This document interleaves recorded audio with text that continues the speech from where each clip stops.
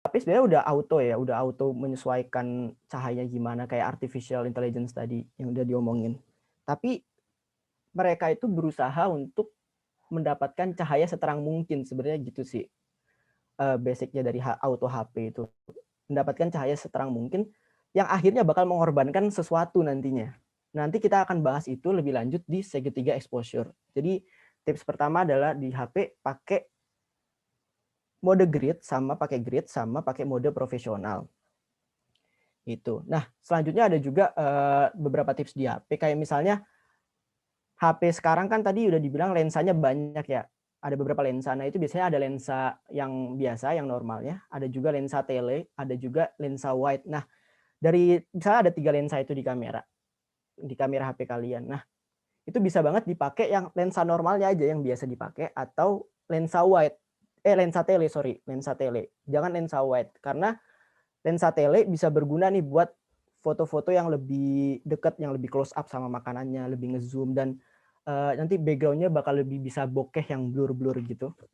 Selanjutnya itu dan tadi jangan pakai lensa wide. Kenapa jangan pakai lensa wide? Karena nanti bakal ada distorsi dari produknya itu sendiri. Produknya bakal nggak sesuai dengan bentuk aslinya. Nah, itu bisa banget nanti kita akan lihat contohnya. Selanjutnya kalau misalnya zaman sekarang kan di sosial media itu lagi heboh banget yang kayak gambar bokeh-bokeh, blur-blur gitu di belakangnya. Di Zoom aja blur-blur semua belakangnya biasanya. Google Meet gitu. Nah, itu menambah estetik kan biasanya, menambah estetik. Jadi lebih gampang estetik lah dengan blur-blur bokeh-bokeh gitu. Nah, itu bisa banget di HP ada namanya fitur portrait, biasanya ada beberapa HP namanya fitur portrait, ada juga yang mode portrait, ada juga yang fiturnya namanya live mode gitu kalau nggak salah. Meskipun beberapa HP blurnya itu agak kelihatan palsu gitu, jadi kelihatannya kayak blur buatan, tapi sebenarnya itu cukup membantu untuk nambah-nambahin blur di foto kalian kalau pakai HP. Terus kalau misalnya pakai HP jangan di zoom, karena kalau misalnya di HP itu namanya digital zoom. Nah, itu kalau di zoom bakal mecahin resolusi dari gambarnya itu. Jadi bakal pecah-pecah nanti hasilnya nggak tajam. Bakal kelihatan pecah-pecahnya. Nah, terus yang berikutnya jangan pakai flash HP karena itu flash HP bakal direct banget ke makanannya dan itu bakal bikin makanannya sekitar makanannya gelap tapi makanannya keras banget, kayak terang tapi keras banget kerasnya. Nah, terangnya nah itu bakal kasar jadinya makanannya nanti gitu. Next-nya kita bakal bahas nih profesional kamera. Sebenarnya dari profesional kamera ini ya keunggulannya dia lebih banyak lah keunggulannya daripada kamera HP. Nah, kayak misalnya fiturnya lebih banyak, dia settingnya juga lebih banyak, pilihan settingnya, terus juga lensa, pilihan lensa setiap kamera itu banyak banget. Jadi untuk kebutuhan-kebutuhan lainnya itu kebutuhan-kebutuhan berbagai fotografi itu cukup banget.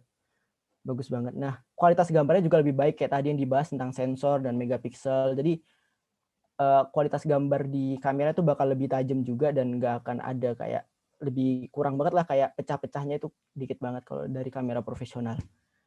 Nah, minusnya dari kamera profesional ini, nah ini itu yang aku alami sebenarnya, display tidak terlalu besar. Jadi beberapa kali ketika foto makanan itu di review di kameranya itu, di layar kameranya itu kelihatan bagus banget tuh, kayak oh ini udah bagus nih, perfect. Pas di ekspor dipindahin ke HP kok ada cacat-cacatnya gitu, tapi udah selesai nih sesi foto, jadi kan agak menyesal juga nih. Nah, itu biasanya kekurangan dari kamera. Lebih baik kayak dicek kalau misalnya ada yang pakai kamera, lebih baik dicek dengan detail tuh setiap sudut-sudutnya. Nah, habis itu kekurangan kamera juga dia butuh budget khusus ya. Kalau misalnya HP juga biasanya kan kita udah pada punya HP lah. Nah, habis itu udah ada kameranya juga nih. Nah, kalau misalnya kalian mau pakai profesional kamera kan harus ngeluarin budget lagi. Nah, itu agak menguras kantong juga dan beberapa harga kamera juga agak-agak tinggi nih harganya gitu. Nah, terus kalau misalnya bahas tentang kamera profesional, terus sebenarnya kita bahas juga tentang lensa, pilihan lensa yang biasanya dipakai buat food fotografi nih atau fotografi produk. Jadi karena dia banyak pilihan lensa, biasanya kita bakal bimbang milih lensanya yang mana. Nah, kalau misalnya saran dari aku itu pertama jangan lensa yang terlalu wide karena nanti itu yang biasanya biasanya nih kalau misalnya ada di tulisan lensanya itu yang di bawah 20 lah, 20 sampai ke bawah itu udah terlalu wide. Jadi nanti biasanya di sini ada tulisan lensanya, nomornya. Nah, itu kalau 20 ke bawah, 20 mm ke bawah itu udah terlalu wide. Jadi nanti terjadi distorsi nih, nanti kita akan lihat. Nah, terus biasanya lensa udah ada lensa bawaannya dari kamera itu, lensa kit namanya. Nah, itu dia udah cukup tapi banyak kekurangannya. Kayak dia kalau misalnya cahayanya agak gelap, dia agak kurang nih buat, jadi performanya dia agak kurang, bakal gelap dan pecah-pecah biasanya kayak gitu. Nah, terus juga kalau misalnya boleh milih satu nih lensa, sebenarnya lensa paling aman tuh lensa 50 mm. Itu lensa yang ini nih, yang ada di sini nih lihatnya. Nah, jadi itu lensa yang bisa banget buat potret orang, kayak dia bagus banget buat foto orang. Tapi dia juga bisa banget buat foto makanan. Jadi dia ini lensa all around sebenarnya. Jadi kalian mau bokeh bisa, cahaya gelap juga dia oke. Terus buat berbagai bentuk fotografi, jenis fotografi itu dia udah cukup banget. Jadi lensa 50 meter tuh lensa yang kayak, kalau ada lensa kit mau nambah lensa 50 mm, nah itu udah pilihan terbaik. Nah, kalau misalnya kita lihat contoh di bawah nih, kayak misalnya lensa 28 mm itu kelihatan jauh banget kan. Nah, itu juga bakal nanti ngeganggu dari bokehnya itu sendiri. Habis itu kalau dilihat dari tekstur bawahnya sini, ini kursor gue kelihatan ya. Nah, dari bawahnya ini kelihatan nih kalau misalnya kok kayunya nggak lurus banget, dia agak oval nih. Kalau misalnya dilihat dia agak oval. Nah, itu karena lensa itu 28 mm itu termasuk lensa wide. Jadi dia udah mulai oval. Kalau makin ke bawah ntar makin oval bentuknya. Gitu. Nah, ini kita lihat contoh tadi yang dibilang distorsi lensa wide. Jadi kenapa jangan pilih lensa wide? Karena nanti gambar yang dihasilkan dari masalah makanannya atau minumannya atau produk apapun itu nggak sesuai dengan aslinya. Misalnya nih, yang kiri ini pakai lensa 50 mm. Dia bakal bentuknya kayak gitu tuh. Kayak normal-normal aja. Ini bentuk paling mendekati asli lah 50 mm itu. Nah, nih. Terus piringnya juga bulat, normal. Ininya juga kayak cake biasanya lah, cake secara normal. Tapi kalau misalnya dilihat ini lensa wide yang kanan. Piringnya jadi oval. Terus cake-nya juga jadi panjang, lonjong gitu, agak-agak oval nih. Ini juga jadi lebih panjang. Nah, ini itu efek dari distorsi lensa wide. Jadi kenapa jangan pilih lensa wide? Karena nanti makanannya jadinya kelihatan agak aneh gitu. Kalau misalnya botol jadinya nanti yang panjangnya cuma segini, jadinya panjangnya segini. Itu kan agak aneh lah. Penipuan juga sih sebenarnya. Tapi jadinya nggak appealing lah buat dilihat sama orang-orang gitu. Nah, berikutnya ini kita masuk segitiga exposure. Sebenarnya ini kayak basic fotografi yang perlu dimiliki sih sama semua orang. Kayak semua orang yang mau foto-foto produk atau mau menekuni nih bidang fotografi, ini segitiga exposure ini yang paling penting pertama untuk dipelajari.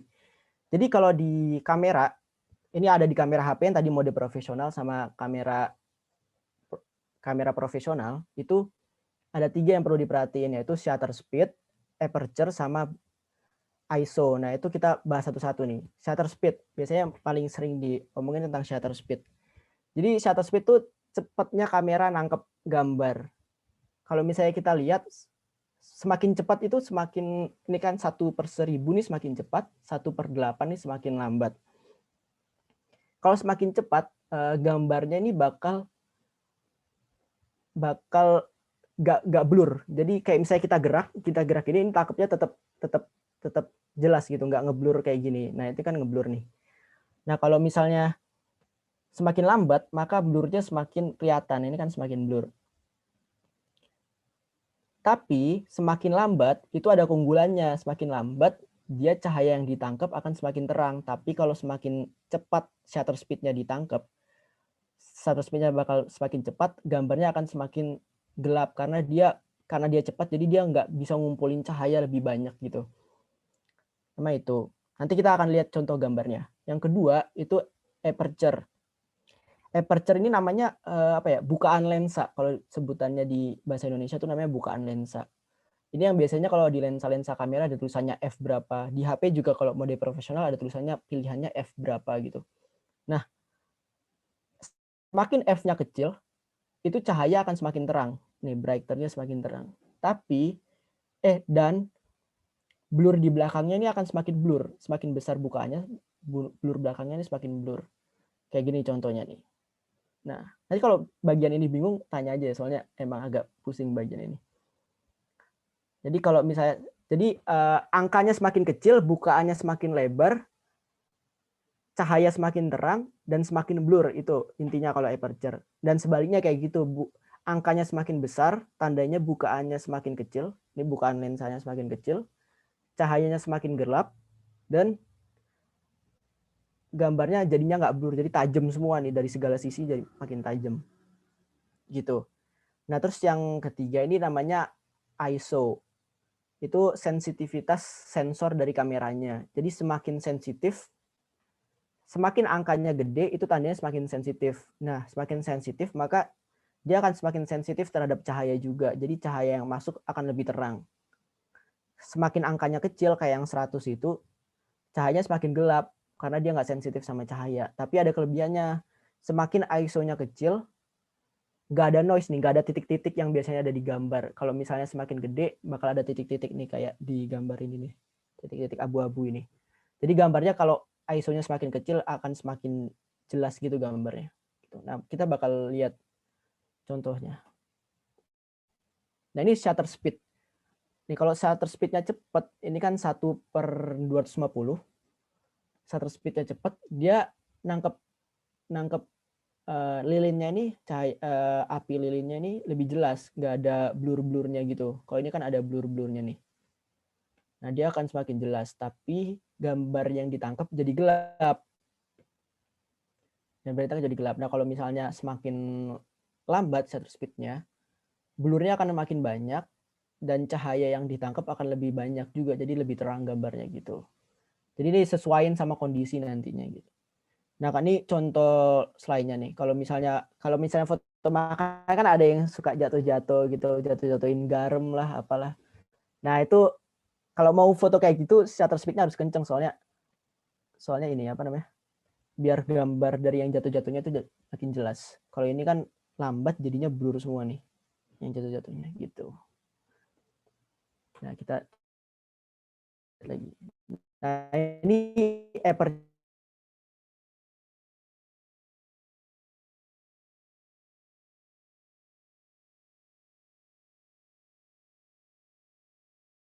gede angkanya, maka dia jadinya nggak blur, jadi jelas semua gambarnya, tajam semua nih gambarnya di mana-mana. Nah, kalau buat food fotografi atau produk fotografi sebenarnya pilihnya tuh jangan yang terlalu kecil angkanya, tapi juga jangan yang terlalu besar. Kalau misalnya aku sendiri biasanya makainya di angka 5 atau 4 lah, 4,5, 4 itu udah maksimal banget. Karena kalau misalnya angkanya semakin kecil, blurnya semakin banyak, nanti malah makanannya cuma fokus di satu titik gitu, sekitarnya malah blur-blur, jadi kayak produknya apa yang dilihat. Misalnya mie yang kelihatan telurnya doang, nggak ada mie-nya, itu kan agak aneh ya. Jadi jangan terlalu blur, jangan terlalu banyak blurnya, tapi jangan terlalu dikit juga blurnya, nanti gambarnya gelap dan nggak ada bokeh-bokehnya juga agak kurang gitu. Nah, ini namanya ISO yang tadi, sensitivitas sensornya. Nah, ini kalau misalnya ISO-nya semakin kecil, gambarnya akan semakin gelap.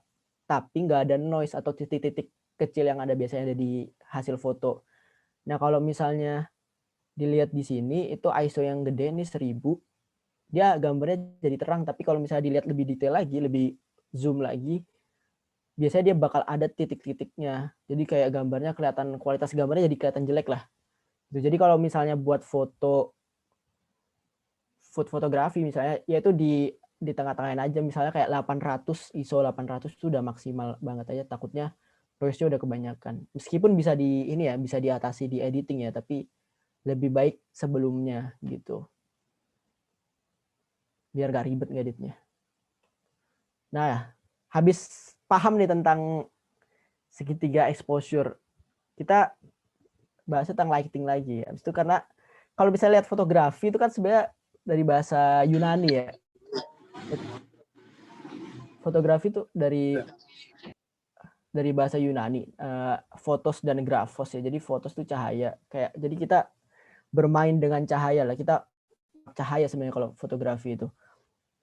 Jadi cahaya itu penting banget. Nah, kalau misalnya buat fotografi atau fotografi secara general tuh sebenarnya ada dua tipe sumber cahaya. Itu natural dari sinar cahaya matahari, sama artificial itu dari lampu-lampu nih, lampu-lampu buatan lah, kayak ada flash, ada bolam mungkin, atau ring light, atau lampu studio yang buat video biasanya nyala terus. Nah, itu continuous light. Nah, itu kayak gitu. Itu artificial light.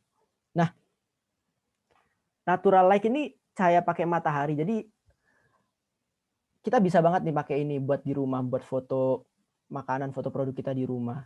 Caranya gimana? Caranya cari jendela yang besar di rumah. Jadi cari jendela yang besar yang buat cahaya matahari itu masuk dari situ. Sumber cahaya matahari dari situ. Kenapa harus dari jendela? Karena kalau misalnya cahaya matahari langsung, misalnya kalian foto di outdoor nih, di atap rumah, cahaya matahari langsung kena. Nah, itu hasilnya bakal kurang karena cahaya mataharinya keras. Jadi cahaya matahari itu keras, datang langsung ke makanannya, ke produknya. Jadi ntar di produknya bakal kasar banget kelihatan cahaya mataharinya. Cahayanya bakal kasar banget. Nah, jendela ini berfungsi untuk diffuser. Jadi dia memperhalus cahaya matahari itu. Jadinya bakal lebih enak lah dipandang. Jadi nggak sakit mata kalau ngelihat hasil fotonya itu. Kalau misalnya jendela nggak ada, misalnya nggak ada jendela yang masuk banget nih ke dalam rumah cahaya mataharinya, bisa di teras rumah tapi yang nggak langsung kena sinar matahari. Jadi mungkin ada tralisnya misalnya di atasnya, itu bisa juga tuh. Yang penting dari samping-sampingnya cahaya matahari itu masuk. Nah, itu juga udah soft lah cahaya mataharinya gitu. Nah, kalau misalnya pakai cahaya matahari ini kan kita nggak bisa ngaturnya, jadi kita harus sesuaiin aja sama kondisi cuaca yang ada. Nah, kalau misalnya tipsnya pilih buat fotografi itu yang bagus di pagi hari atau di sore hari. Pagi itu kayak sekitar jam 8, 9 itu oke banget buat foto. Kalau sore itu jam 4 lah, jam 4 ke bawah sampai udah mulai mau maghrib itu cahayanya oke banget, tergantung sama kebutuhan kita sebenarnya. Tapi kenapa itu cahayanya bagus di jam-jam segitu? Karena matahari dari samping, nggak dari atas. Karena kalau dari samping cahayanya pertama udah halus, cahaya aslinya juga udah halus sebenarnya dari mataharinya. Terus kalau misalnya sore biasanya ada efek-efek kuning itu juga oke biasanya buat fotografi gitu. Mungkin itu kalau tipsnya. Nah, kalau misalnya natural light ini kekurangannya ya kalau misalnya lagi mendung aja. Nah, aku sendiri sebenarnya sering juga ngerasain kayak gitu buat fotografi ya. Fotografi ini akhir-akhir ini cuaca kayaknya nggak jelas banget, sering hujan, jadinya sinar matahari nggak ada biasanya. Nah, itu agak menyusahkan juga sih buat foto-foto produk di kondisi-kondisi sekarang gitu. Nah, terus kita lanjut ke artificial light. Kayak tadi yang udah dibilang itu bisa kayak ring light, flash studio, DIY bohlam lampu dari yang kita bikin sendiri itu juga bisa. Nah, keunggulan pakai artificial light ini kita bisa atur sendiri kapanpun, dimanapun sebenarnya. Kita nggak tergantung sama apa aja. Ya sebenarnya tergantung sama ada listrik apa enggak sih, gitu. Dan makan listriknya juga lumayan. Nah, tapi keunggulannya ini dia bisa diatur. Jadi jumlah cahayanya kayak apa ya, keras cahayanya itu bisa diatur, terus keterangannya bisa diatur, arahnya juga bisa diarahin sama kita. Terus pokoknya sesuai kebutuhan kalian lah. Saya kayak gitu. Terus tapi kekurangannya ya dia butuh biaya lagi, dan lighting sebenarnya juga lumayan mahal buat dibeli nih. Kecuali kita mau DIY pakai bohlam itu bisa banget gitu. Nah, sekarang bahas tentang tips lightingnya nih. Jadi kalau misalnya kita foto orang gitu ya, kita foto orang. Jadi kalau misalnya di food fotografi itu setidaknya ada 2 sumber arah cahaya yang bagus nih buat food fotografi yang biasanya sering dipakai. Yang pertama dari side light atau cahaya samping gitu ya, foto yang kiri.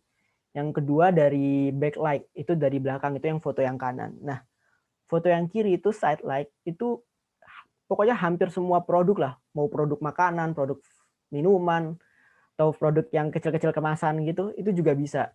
dipakai side light ini. Jadi dia pokoknya hampir semua produk bisa di foto pakai side light ini. Karena dia di sini dia bakal nerangin bagian sini, nah tapi bagian sini bakal gelap.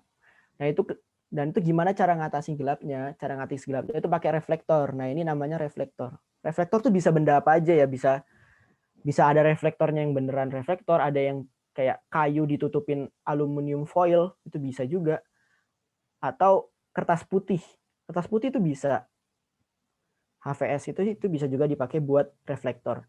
Nah, nanti kita akan lihat contoh gambar hasil dari side light dan backlight-nya ya. Nah, selain itu ada backlight. Backlight itu cahaya dari belakang. Nah, kalau bisa kita foto orang biasanya kayak backlight gelap gitu. Itu kan kita agak jelek ya jadinya, fotonya gelap, terus muka orangnya nggak kelihatan, jadinya jadi hitam semua. Nah, tapi kalau di fotografi sebenarnya backlight ini juga bisa banget dimanfaatin sebenarnya. Dan dia justru sering juga dipakai di fotografi. Jadi dia backlight itu tujuannya buat bikin tekstur dari makanannya itu sendiri gitu. Jadi kalau misalnya makanannya teksturnya banyak nih, terus kira-kira mau nunjukin teksturnya, terus mau nunjukin kayak lebih dramatis misalnya kayak gitu. Nah itu bisa banget pakai backlight. Jadi backlight nanti depannya, jadi belakangnya akan terang, teksturnya akan kebentuk, depannya tapi akan gelap. Nah itu diatasi lagi dengan reflektor. Ini kan reflektornya gitu. Nah, kita bakal lihat contohnya pakai reflektor dan nggak pakai reflektor. Nah ini pakai ya. Yang foto sebelah kiri ini namanya side light. Nah itu sebenarnya cahaya dari samping yang tadi contohin sebelumnya. Kalau bisa dilihat sebenarnya ini cahaya dari sebelah sini, dari arah sini, dan ini gelap di bagian sini ya nih. Ini kan ada gelap-gelap bayangan. Nah itu cahaya dari nandain cahayanya dari sini. Nah ini backlight. Backlight ini cahayanya jadinya gelapnya di depan nih, cahaya dari sini, gelapnya di depan bayangannya. Nah ini kalau dilihat dari bentuk makanannya, dia gelap di bagian depan, tapi di belakang-belakangnya ini kebentuk nih, lebih tajam lah bagian belakangnya kelihatannya gitu. Nah, habis itu ini gunanya dari reflektor. Kalau misalnya kita nggak pakai reflektor, ini gelapnya bakal kayak gini nih. Kan agak nggak enak juga ya kalau dilihat nggak pakai reflektor kayak gitu. Ini gelapnya gelap banget, nggak kelihatan detail bagian sininya gitu. Nah itu diatasi pakai reflektor. Jadi sininya terang, sininya juga cukup terang gitu. Nggak terlalu terang tapi cukup terang. Nah itu gunanya reflektor. Jadi penting banget biasanya buat pakai reflektor kalau misalnya nggak ada sumber cahaya lain dari sebelah kanannya, sebelah sampingnya atau sebelah depannya gitu. Kalau sumber cahayanya cuma satu. Nah gitu. Nah, BTW kita bakal ada ini ya, break dulu ya. Jam berapa BTW breaknya?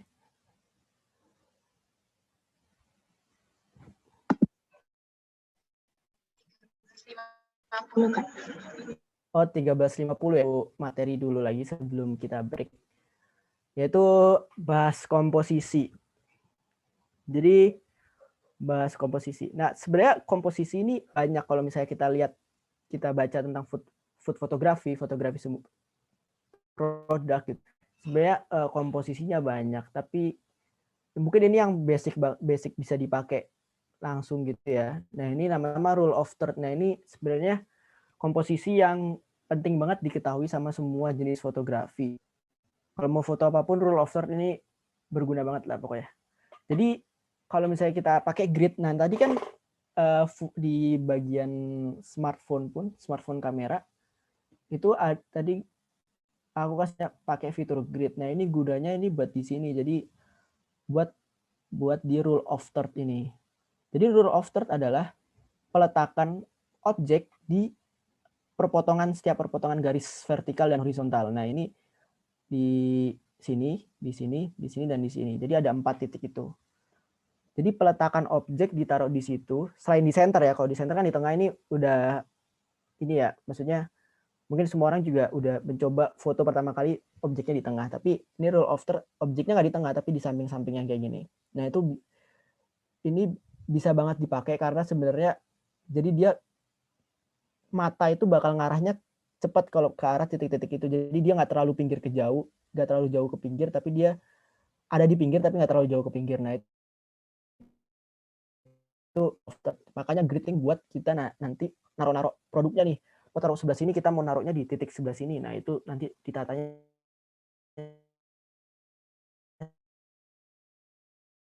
Nah komposisi kedua itu namanya triangle. Nah triangle ini sebenarnya jadi kalau misalnya food fotografi itu kan ada makanan utamanya, ada produk utamanya, tapi ada juga properti-properti sekitarnya. Nah, jadi komposisi triangle ini buat ini aja sih, buat kayak natanya aja. Jadi kalau misalnya ditaruh di nanti foto dari depan nih, foto dari depan itu oke, kelihatannya penuh juga, penataannya bagus, tapi dari atas juga triangle itu juga oke gitu. Jadi komposisinya boleh banget nih buat dipakai. Terus ada juga namanya S-curve, jadi kayak gini bentuknya. Nah ini juga sama sebenarnya sama triangle, jadi dia bisa difoto dari agak depan sama juga dari foto dari atas itu juga bagus. Jadi biar lebih dinamis aja fotonya. Backgroundnya ada tapi makanan intinya juga kelihatan gitu sih. Mungkin kalau bahas tentang komposisi. Tapi yang paling penting buat dipahami dulu itu sebenarnya rule of third. Karena dia basic fotografi gitu. Kalau udah bisa rule of third nanti bisa lah kayak ngembangin lagi buat komposisi-komposisi lainnya gitu. Mungkin itu dulu kali ya buat sesi 1. Baik, terima kasih Raffi atas materinya tadi. BTW kalau misalnya ada yang bingung sama tadi penjelasannya langsung tanya aja juga nggak apa-apa kok. Oh ya, sama nanti ada sesi Q&A juga ya, kalau misalnya ada yang mau ditanyakan. Iya, nanti paling ada Q&A, boleh disiapin dulu nih pertanyaannya nih ya.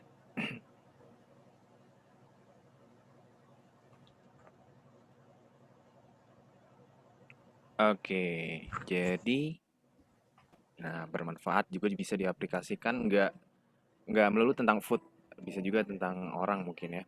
Misalkan kita sehari-hari mau foto-foto orang ya, biar kita lebih keren lagi atau di IG gitu kan bisa juga tuh. Ya bikin feed Nah, saya jadi habis estetik. ini kita mau ngapain dulu nih? Nah, habis Iya, ini kita bener. bakal ada break dulu 10 menit. Waktu breaknya nanti bisa dipakai buat ambil minum atau ke toilet atau cuma rebahan dikit, refreshing. Kan tadi kita habis natap layar kan ya 30-an menit tadi. Jadi mungkin rada capek. Selamat break teman-teman. Selamat break semuanya. Jangan lupa balik ya. Oh iya benar, jangan lupa balik nih. 10 menit ya, berarti sekitar jam 2 kurang 5 menit. Ya,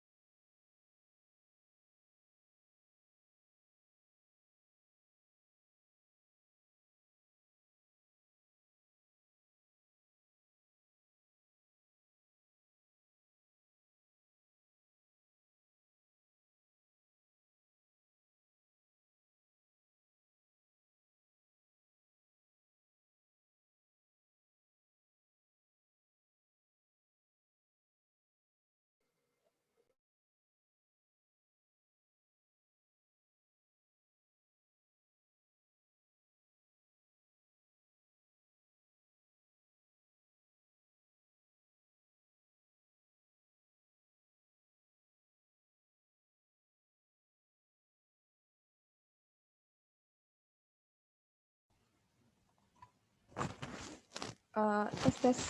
Halo semuanya, apakah suara saya terdengar jelas? Sudah terdengar, Liv? Nah, oke deh. Jadi gimana teman-teman? Udah pada balik kan di sini?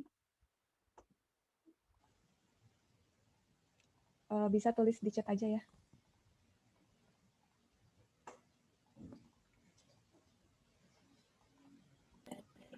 Kayaknya kita tunggu sekitar 2 menit lagi mungkin ya, Liv ya.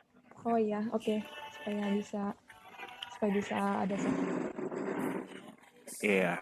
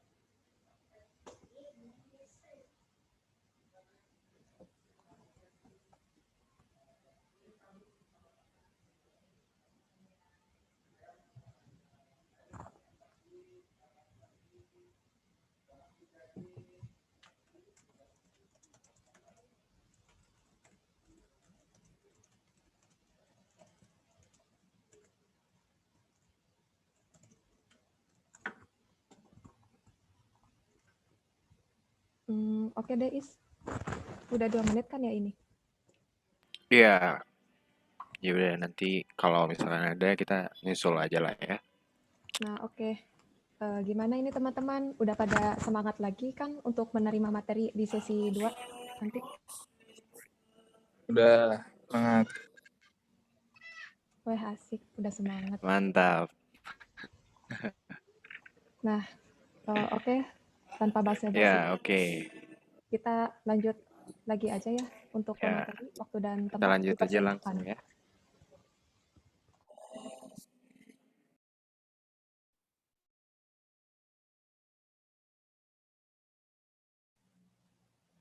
Ya, sebentar.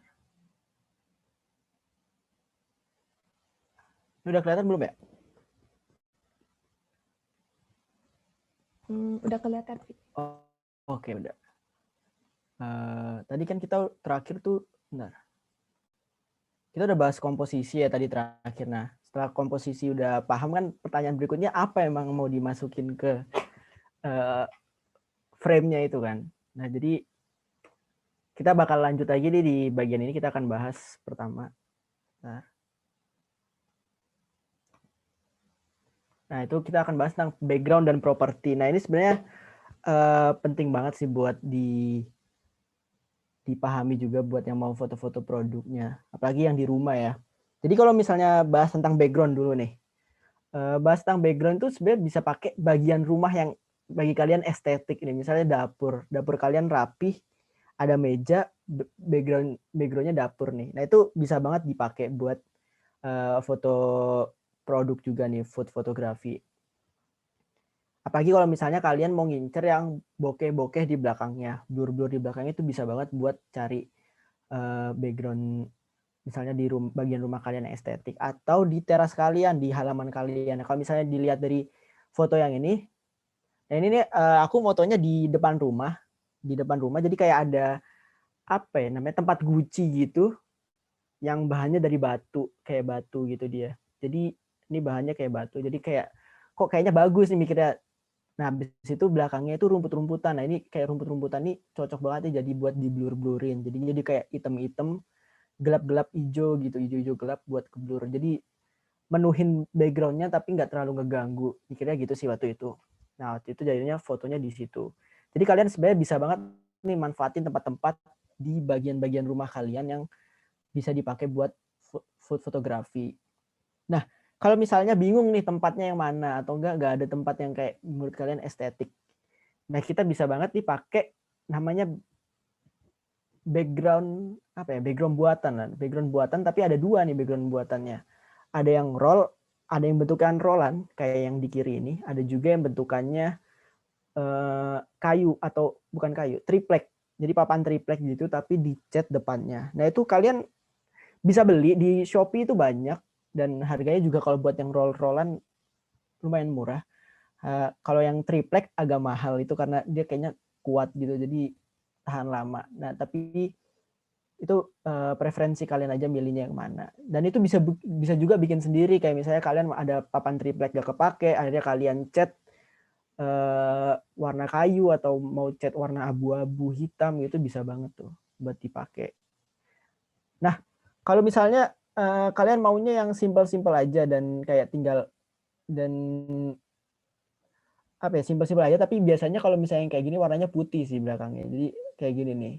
Yang sebelah kanan ini namanya softbox atau apa ya, softbox sih kalau aku nyebutnya itu softbox. Jadi dia bisa di pinggir-pinggirannya itu kertas yang kalau misalnya disinarin lampu nanti bakal ngesofin gitu. Jadi kayak fungsinya kayak jendela gitu. Jadi dia diffuser lah namanya.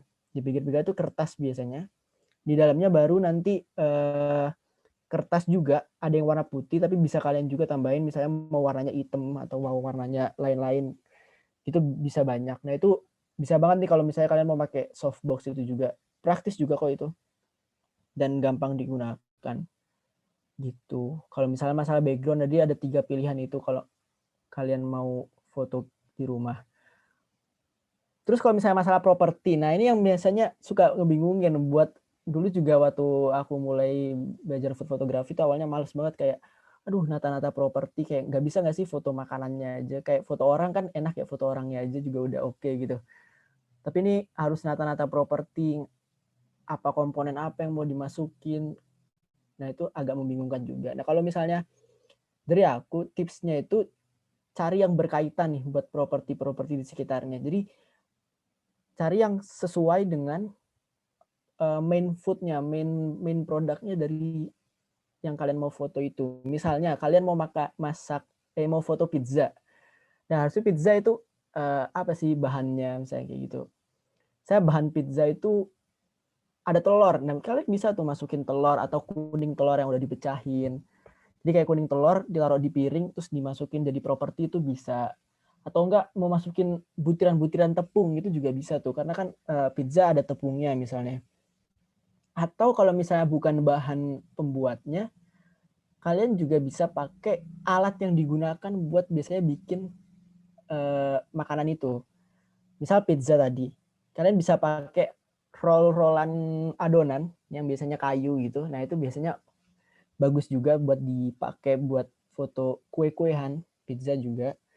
Habis itu bisa juga pakai mixer apa putaran mixer apa kocokan mixer itu. Nah itu kalian juga bisa pakai buat misalnya pizza. Nah jadi kalau misalnya tips dari buat milih properti apa yang dimasukin ya itu yang berkaitan dengan makanan utamanya, produk utamanya. Jadi kalian bisa banget tuh kayak cari-cari dulu sebelum foto apa aja sih bahan-bahan yang diperluin nih buat buat makanan itu atau enggak alat-alatnya apa aja yang dipakai gitu. Nah, tapi selain yang berkaitan kalian juga bisa sesuai dengan tema. Jadi misalnya itu apa ya? Makanan Korea nih misalnya kayak makanan Korea. Makanan Korea itu berkaitan sama apa sih? Biasanya mungkin berkaitan sama kayak mangkok-mangkok Korea itu kayak agak beda gitu. Kalau misalnya waktu itu kita pernah foto namanya sukiyaki. Jadi dia produk makanan Korea. Habis itu, kalau nggak salah Korea. Nah, habis itu kira-kira apa ya yang ini yang masuk? Akhirnya kita cari mangkok hitam yang kayaknya agak-agak Korea banget misalnya kayak gitu. Habis itu kita cari apa namanya sumpit, terus piring-piring panjang yang mirip-mirip, yang sesuai dengan tema-tema asal dia berada gitu. Terus kalau misalnya waktu itu sempat foto dimsum. Nah, dimsum itu juga dari Cina. Habis itu kayak Cina itu identik dengan apa ya? Oh, bambu atau enggak kita mikir biasanya dimsum disajinya dengan apa ya? Oh, disajinya dengan kayak mangkok tapi bukan mangkok kayak tempat gitu. Nah, itu bambu terbuat dari bambu. Nah, itu kalian juga bisa milihnya dari situ. Atau kalian juga bisa sesuai dengan tema. Tema apa nih? Kalian misalnya foto produk untuk 17-an. Foto produk untuk 17-an berarti harus ada identik apa? Warna merah putihnya. Mungkin makanan kalian warna merah putih, produk kalian warna merah putih, atau kalian kasih apa ya ornamen-ornamen bendera merah putih, atau mungkin yang khas-khas lah dengan kemerdekaan. Mungkin berarti harus melambangkan dengan kemerdekaan kayak gitu. Atau tema kalian misalnya Lebaran. Nah kalau tema Lebaran identiknya dengan apa? Ketupat. Mungkin nanti di belakangnya ada hiasan ketupat. Atau kalau misalnya nggak masuk dengan ketupat, bisa juga pakai apa anyaman bambu tipis gitu ya. Itu kan juga melambangkan Lebaran tuh biasanya kayak gitu. Nah itu jadi sesuaikan aja sama tema yang kalian mau pakai. Jadi kalau misalnya kalian mau aplikasi buat Natal, buat 17-an, Lebaran, atau tahun baru Imlek nih sekarang, nah itu bisa disesuaikan lah sama tema-tema tujuan kalian itu. Itu mungkin itu buat properti dan background. Nah, selanjutnya kalau udah ada nih, udah terpasang semuanya, properti udah ada, background udah ada, bahan utama udah ada, kamera udah siap nih, udah paham juga sama kamera. Nah, sekarang yang bingung adalah angle-nya nih, dari mana nih kira-kira makanan yang bagus buat difoto, dari sisi mana. Nah, jadi kalau misalnya di food photography itu seenggaknya ada 3 angle ini nih yang paling sering dipakai, yaitu 45 derajat, 90 derajat, sama 0 derajat. Itu dari depan gitu.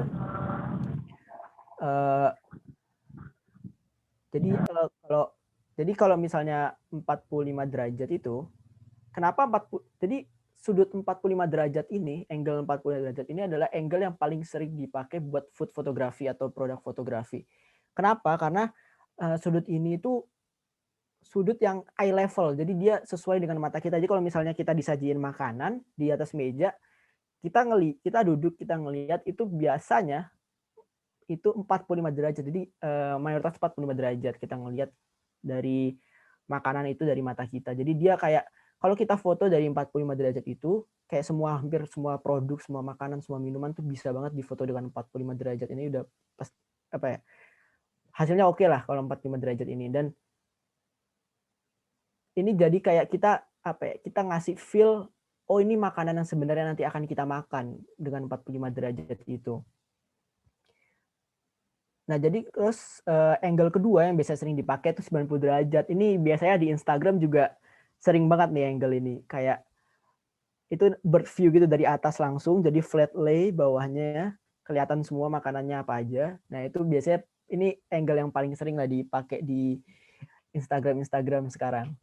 Nah, tapi kalau misalnya angle ini emang sering dipakai dan itu juga cocok banget nih buat nunjukin objek-objek lain di sekitarnya. Jadi kayak misalnya kalian ada pizza, terus di sekitarnya ini banyak nih, mungkin ada potongan pizza lainnya, atau ada saus, ada apa biasa ada, kalau di pizza tuh ada keju isi apa ya, lilitan keju gitulah. Nah, itu bisa juga nih dipakai buat kayak gitu. Nah, 90 derajat ini juga bagus buat nunjukin berbagai macam menu yang kalian kasih. Misalnya kalian mau bikin menu paket nih.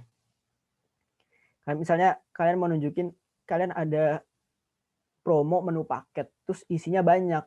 Dan kalau misalnya mau pakai 45 derajat, kayaknya harus jauh banget nih masukinnya.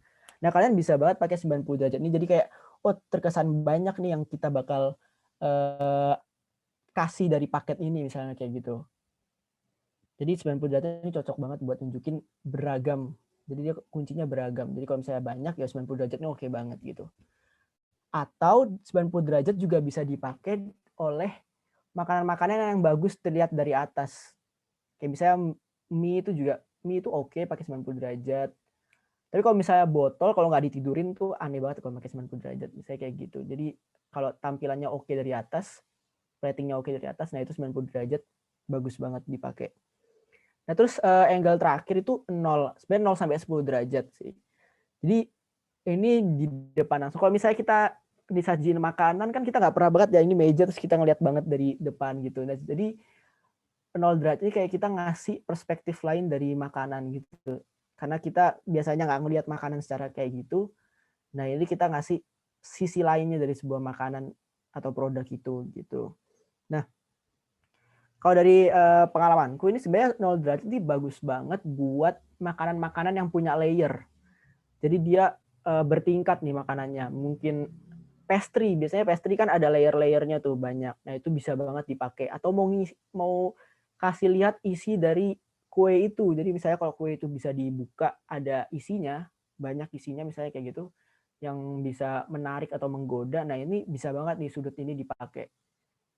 Atau burger kan juga ada tingkatannya tuh. Kalau misalnya kalian lihat iklan-iklan burger kan pasti tingkatannya banyak, tebel banget lah, ada daging, ada tomat, nah kayak gitu-gitu. Itu penting banget nih kalau misalnya pakai sudut ini, jadi bisa ketunjuk banget dan bisa lebih menggoda sih kalau makanan-makanan berlayer gitu.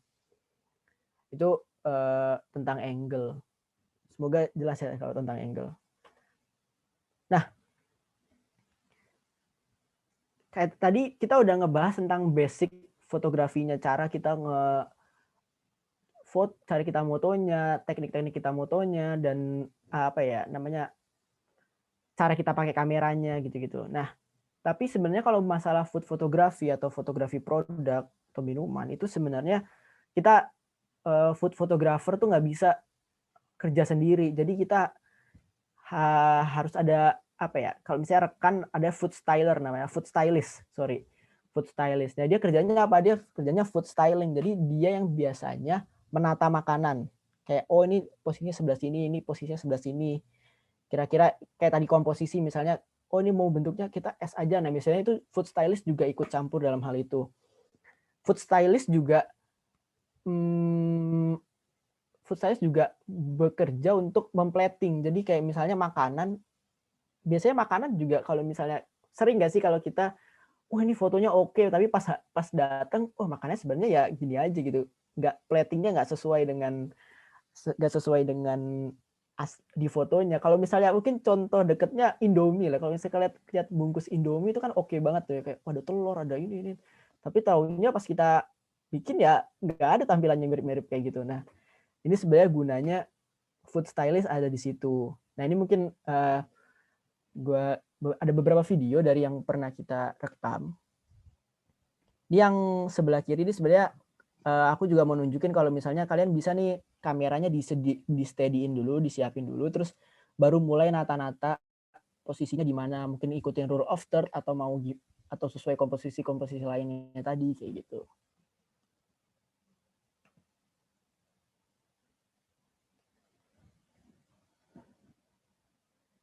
Nah, ini jadi kita sesuaiin sama rule of third-nya ada di mana misalnya kayak gitu. Ini simple aja sih layout-nya, jadi kayak mau nunjukin aja. Bisa banget pakai aturan rule of third. Nah, ini juga bisa, jadi kita juga biasanya kalau foto kayak mau direncanain aja ini kira-kira fotonya mau dipakai apa. Misalnya kalau misal foto kayak gini ditaruh di titik yang bawah, potret, kira-kira apa ya buat ngisi kosong di atasnya. Nah, itu kita bisa pakai tulisan misalnya kayak gitu. Jadi kita bisa planning terlebih dahulu sebelum kita fotonya. Nah, terus ini ada video berikutnya. Ini biasanya kita lakuin, kita coba-coba kira-kira layoutnya yang mana ya yang oke. Kayak gitu. Ini kita fotonya juga di depan teras ya. Jadi yang tadi kayak aku bilang di rumahku tuh jendela agak ada tapi agak susah juga buat foto di situ karena space-nya agak nggak bagus. Jadi kita lebih milih di teras rumah karena cahayanya juga udah soft gitu. Nah, ini food styling juga. Jadi ditata-tata, pilih sisi mana yang mau ditunjukin, misalnya kayak gitu. Nah, ini kerjaan food stylist gitu. Nah, ini juga ada kita kasih hacks nih food styling. Jadi mungkin kalau misalnya kita lihat di hacks itu tuh, nanti kelihatan nih. Kalau misalnya di mangkok itu bakal kita ganjel. Nah, kita ganjel dengan apapun yang bisa ngeganjel dari mangkok itu. Itu tujuannya buat apa? Jadi biar makanannya kelihatan lebih penuh. Jadi sebenarnya agak penipuan sih, cuma ya itu emang tujuan dari food stylist gitu. Karena mungkin mindset yang sering salah, atau bukan sering salah sih, sering ada di beberapa UMKM atau mungkin mamaku sendiri itu kayak ya udah kita foto makanan yang emang benar-benar kita masak gitu. Jadi makanan real ya kita foto gitu. Sebenarnya iya foto makanan real, tapi kita perlu apa ya, mengakali itu biar kelihatan lebih bagus gitu. Bahkan jadi mindset yang harus ditanam itu kita bikin makanan itu pada saat itu bukan untuk dimakan tapi untuk difoto. Jadi apapun yang bagus untuk foto ya udah lakuin gitu. Misalnya ya, kalau misalnya makanan kalian misalnya ternyata waktu kalau dimasak secara mateng itu warnanya akan ngeganggu, itu kalian boleh banget bikinnya nggak mateng, jadi kayak setengah mateng, atau bahkan ya udah nggak usah dimasak sekalian biar mungkin akan terlihat lebih fresh misalnya kayak gitu, sayur-sayuran biasanya. Jadi biasanya kayak gitu untuk food styling sih gitu. Jadi food styling itu juga buat ini sih. Jadi kayak kita itu ibaratnya teknik marketing dari food photography gitu. Kalau misalnya kita foto makanan seadanya itu kan nggak akan menarik ya. Jadi food styling ini penting banget karena ya tujuan dari foto bagus ya untuk menarik. Jadi ya itulah tujuan awal. Jadi kayak udah mindset yang tadi ditanamin aja gitu buat food styling. Tapi ini buat food styling sebenarnya banyak banget bahasannya, dan mungkin kalau misalnya kayaknya kalau aku yang bahas agak kurang ini sih, soalnya agak panjang nih tentang food stylist gitu. Next slide-nya. Nah, kalau udah selesai foto, misalnya udah selesai foto, itu kita bakal masuk ke tahap editing. Nah, sebenarnya kalau misalnya editing basic itu aplikasi di HP udah cukup banget ya, kayak VS Code, Mobile Lightroom itu udah cukup banget. Kalau misalnya kayak udah profesional kan biasanya pakai Photoshop atau Adobe Lightroom di laptop itu kan agak ini ya, agak ribet ya, panjang juga. Nah, itu menyulitkan lah. Nah, sebenarnya aplikasi-aplikasi di HP itu udah cukup banget. Nah, kalau misalnya basic editing sebenarnya banyak. Cuma basic editing food photography itu sebenarnya jangan sampai warna dari makanan kalian itu keganggu gitu. Biasanya kan kita pakai filter. Filter tuh oke, tapi pakainya jangan terlalu full misalnya. Kan kalau misalnya di VS Code bisa milih-milih tuh. Jangan pakai terlalu full karena nanti takutnya ngerubah warnanya atau jadi warnanya kelihatan aneh kayak gitu. Terus kalau misalnya dari yang aku pelajari, jangan sampai warna lain tuh ngeganggu objek utamanya. Jadi jangan sampai waktu mata pertama ngelihat itu malah keganggu sama warna yang bukan dari objek utamanya. Kalau misalnya dari foto kiri ini kelihatan nih, kalau misalnya sebelah kirinya warnanya ini ternyata ini terlalu terang nih yang sebelah sini.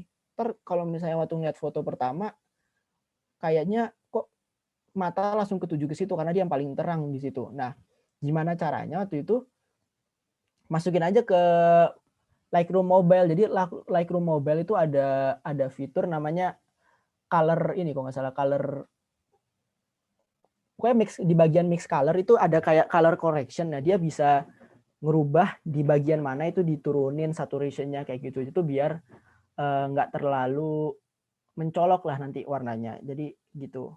Sebenarnya tujuan dari editingnya yang penting mata bisa tertuju sama makanan utama, produk utama, dan jangan ada warna yang bikin produk-produk itu jadi nggak natural gitu. Itu sih kalau masalah editing. Next. Nah, mungkin kita mau sharing sedikit tentang proses foto kita ya. Jadi kalau misalnya kita proses foto, biasanya kita riset dulu. Misalnya kita hari ini mau foto apa ya tadi, dimsum. Oh, dimsum bahan pembuatannya ini, terus dia asal dari mana kira-kira. Nah, kayak tadi kita udah kasih tahu.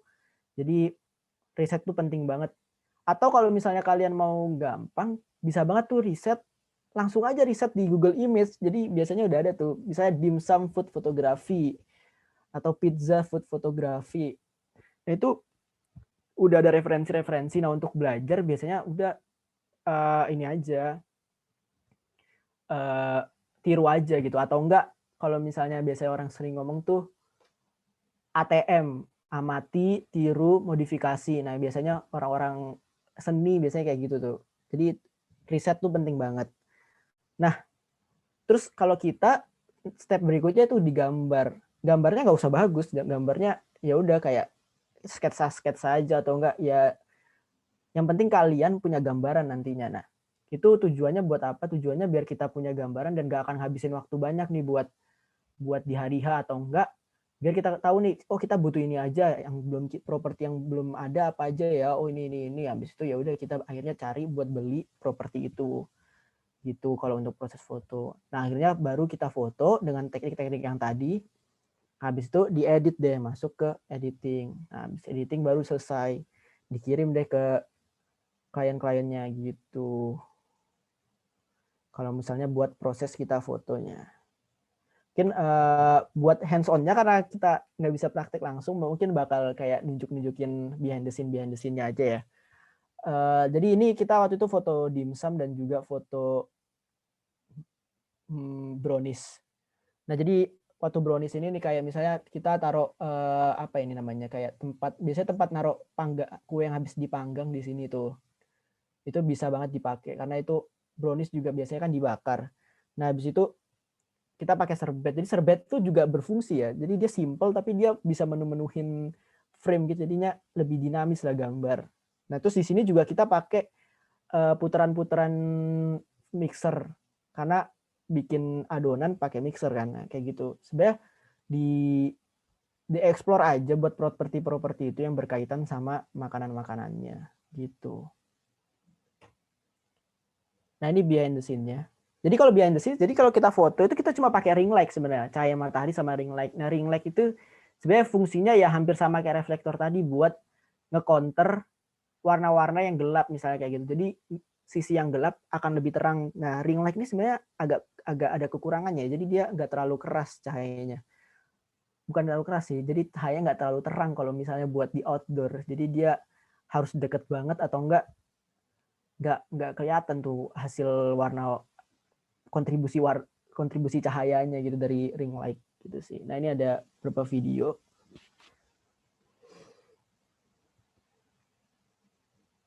Nah, itu kalau bisa dilihat secara langsung kayak makan aja berantakan gitu ya.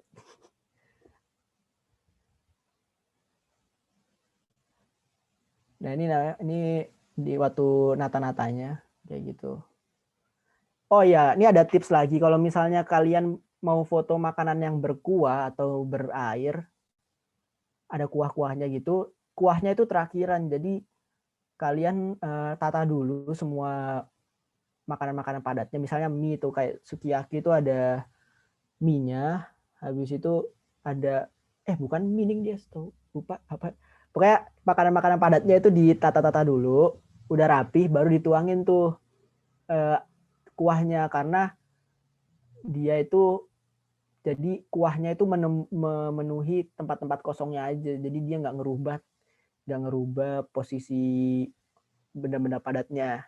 Nah, buat makanan berkuah juga sama kayak yang tadi tips Hex food styling itu lebih baik diganjel. Jadi kalau misalnya nggak diganjel, biasanya makanan-makanan padat itu malah bakal tenggelam nih. Bukan tenggelam, jadi dia ngambang biasa gitu. Nah, itu kan nggak bagus ya. Jadi dia perlu diganjel biar kelihatannya dia berdiri tegak gitu. Gitu. Nah, ini waktu foto keju lilit. Gitu.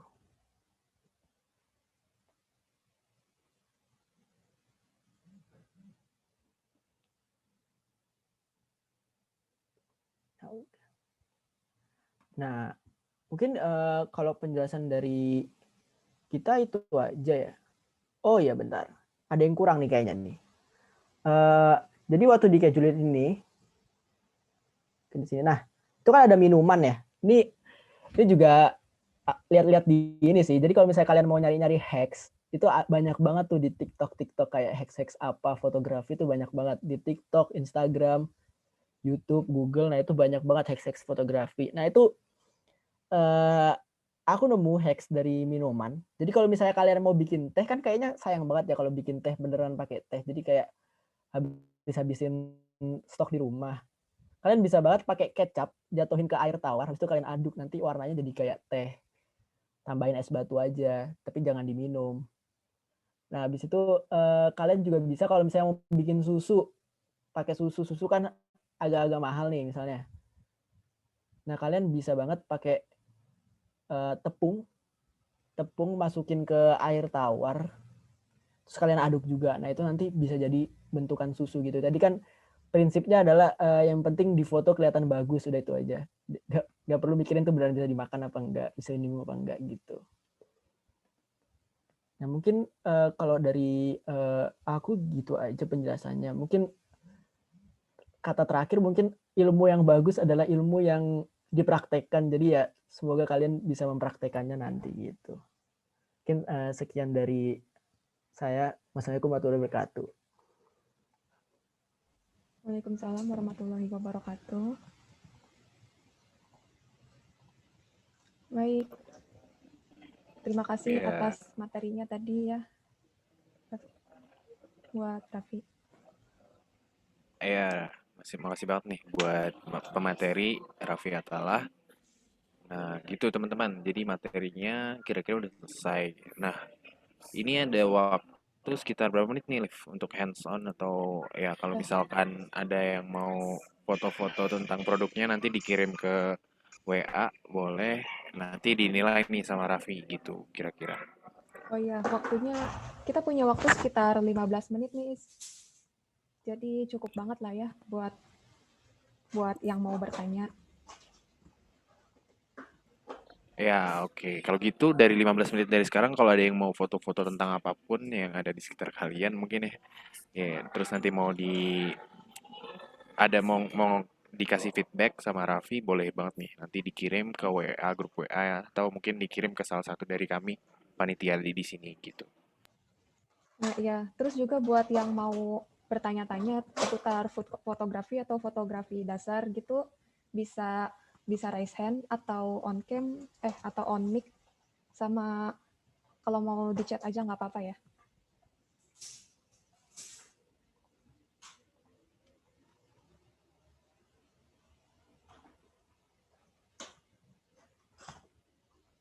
Kita lihat dulu.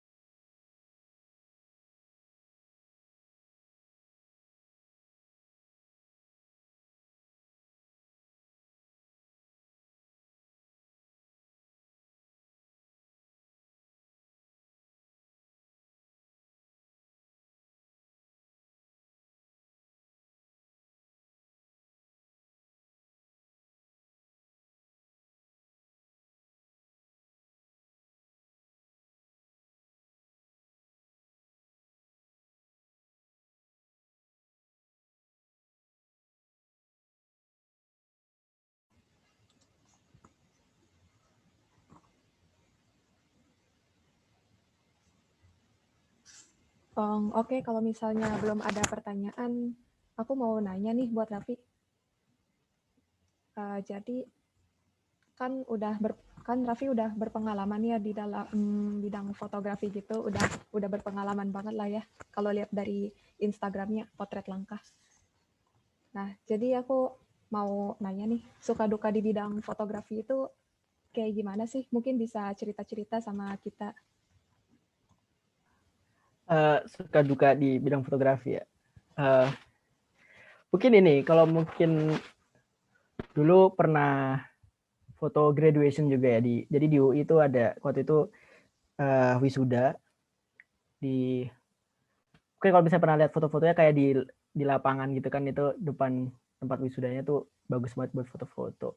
Jadi kalau misalnya bukan food fotografi ya, kayak graduation fotografi itu sulitnya karena kita berhadapan sama orang, jadi kayak orangnya ini suka aneh-aneh gitu. Jadi waktu itu pertama kali gue foto graduation. Nah itu jadi harusnya janjian jam 1, orangnya ini baru datang kayak, jadi kalau di UI itu wisuda rame banget ya, jadi mau parkir tuh susah. Karena dia susah nyari parkir, jadinya dia datangnya satu-satu. Jadi waktu itu fotonya foto grup berempat atau berlima, tapi datangnya satu-satu, kan lucu ya. Nah habis itu gue udah fotoin panjang nih buat yang satu orang, udah kayak, ya kak foto satu orang dulu aja daripada nunggu lama ntar nggak foto. Nah udah akhirnya foto, tapi jadi kalau misalnya waktu itu kontraknya adalah kayak 3 jam gitu, per 3 jam. Ya per 3 jam kalau nggak salah. Udah 3 jam, kelompoknya nggak kumpul-kumpul. Ya kan udah, waktu gue udah habis ya. Maksudnya gue udah habis, gue harus foto ke kelompok lain, maksudnya ke klien lain gitu. Nah habis itu jadinya ya udah gue tinggalin karena gue harus kejar klien lain. Terus waktu gue lagi foto klien lain, nih yang grup ini baru kumpul, terus buat nelpon, ya kak nggak bisa, kita udah habis kontraknya kayak gitu. Nah itu sebenarnya enak gak enak sih, tapi ya gimana ya, jadi kayak profesional aja lah. Kalau misalnya food fotografi kayak baru kemarin banget nih. Jadi harusnya kemarin tuh aku foto ada satu produk makanan. Terus jadi kalau misalnya dilihat di Potret Langkah itu kita lagi buka apa ya? Bukan promo sih, kayak kayak event gratis buat UMKM nih. Kalau misalnya mau foto bayar seikhlasnya di kita gitu. Jadi ntar fotonya unlimited, kita kasih semua fotonya, ntar ada yang diedit beberapa. Nah, jadi ini kliennya udah janjian ya, padahal aturan kita cuma janjian pokoknya kita janjian kirim barang yang di tanggal yang udah dijanjikan. Nah, dia udah bilang oke kemarin bisa pagi katanya. Habis itu taunya pagi nggak bisa. Akhirnya dia bilang bisanya habis Jumatan. Oh ya udah nggak apa-apa habis Jumatan. Habis Jumatan nggak datang-datang. Jam 2:30 baru bilang, ya kak nggak bisa kayaknya hari ini lah, kan kocak ya. Kita udah nyediain waktu. Ya gimana lah. Ya sudah kayak udah ikhlasin aja. Suka dukanya sih. Oh, jadi suka dukanya lebih ke arah hubungan ini ya, Iya. sama klien. Kadang juga kalau misalnya kita ngerasa fotonya kurang maksimal juga itu kayak ngerasa bersalah aja. Duh gimana ya, takutnya kliennya gak suka kayak gitu sih. Wah, ternyata suka dukanya lumayan juga ya. Nah, buat teman-teman semuanya, kalau ada yang mau lihat Instagramnya Potret Langkah, ini udah di-up lagi ya di chat kalau pada mau lihat. Kalian juga di-follow. Nah, di follow gengs. Biar banyak followers. Lihat aja itu keren-keren sih itu. Iya. Foto-fotonya. Ambil promosi ya, Pak. Iya. Atau ada yang mau jadi fotografer bisa DM lah. Ini. Nah, kalau belum ada yang nanya nih, Vi, gue pengen nanya nih sama lu. Untuk sampai skill lu yang udah lumayan lah menurut gue, udah lumayan ini, lumayan ke atas gitu ya. Punten, ada yang mau nanya ini ternyata. Oh gitu, oke boleh tanya dulu aja. Silahkan kepada Farah Dila Apriliani Putri kalau ingin bertanya. Dipersilahkan.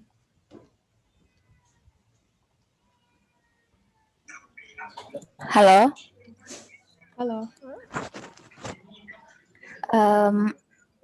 Izin bertanya, kan tadi katanya kalau saat foto itu kita butuh tempat-tempat estetik. Nah, sementara tempat estetik di rumah itu pencahayaannya kurang baik dan aku tuh nggak punya alat-alat lighting yang mendukung. Itu gimana cara ngakalinnya ya? Makasih.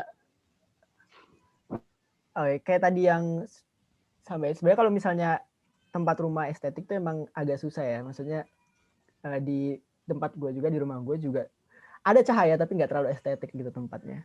Nah, cara ngakalinnya ya pakai roll background gitu, atau enggak itu tuh beli roll background cuma 35.000 kalau nggak salah di TikTok ya, di Shopee, di Shopee. Nah itu yang roll, kalau yang triplek itu lebih mahal. Nah sebenarnya itu kuncinya sih, kalau mungkin salah satu alternatifnya kalau misalnya nggak ada tempat yang estetik di rumah, atau pakai softbox kayak tadi udah dikasih tahu. Kalau misalnya bikin softbox tuh bisa DIY, jadi kayak bikin aja kotak itu ada cahaya masuk kayak misalnya gitu.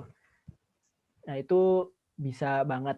Tapi kalau misalnya mau temanya yang agak rumah-rumah, bukan rumah sih, atau mau belakangnya itu bukan roll-rollan itu atau triplek gitu, bisa, kalau aku sih mikirnya bisa juga bawa aja ke tempat yang estetik, misalnya kayak kafe. Saya mau foto apa nih, kue kayaknya bisa nih kalau kue itu ada di kafe, ya udah bawa aja ke kafe, tapi kalian bawa barang-barangnya sendiri, izin foto boleh di foto di situ. Biasanya boleh sih kalau kayak gitu, tergantung kafenya juga.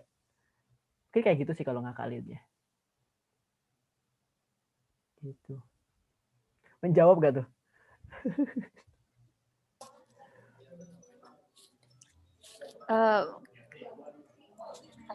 Kejawab Kak, makasih banyak. Iya. Oke, silahkan dilanjut tadi Faiz, punten tadi motong.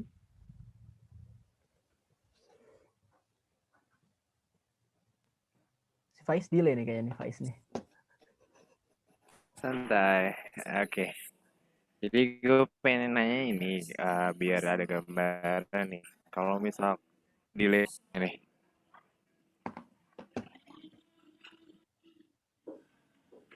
Halo? Suaranya udah masuk belum ya? Halo. Masuk. Oke, jadi dari awal lu baru belajar benar-benar fotografi sampai sekarang nih, yang udah gue bilang udah oke banget lah gitu ya. Itu kira-kira berapa lama jauh? Eh, Vi. Dan eh, lu belajar dari mana aja sih gitu?